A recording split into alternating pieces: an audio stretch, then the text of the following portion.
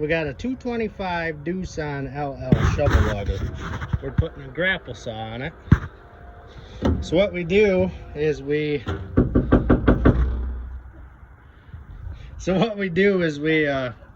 basically interrupt the lines that go out to the open and close.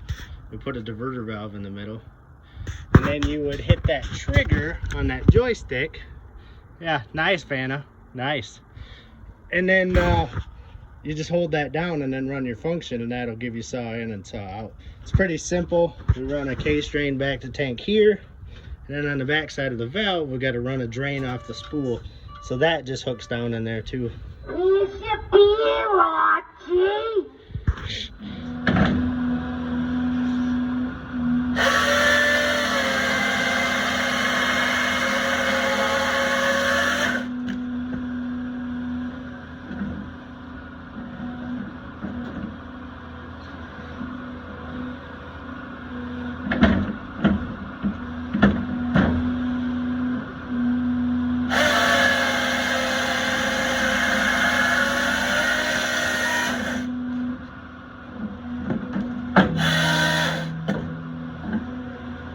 Not much of an operator.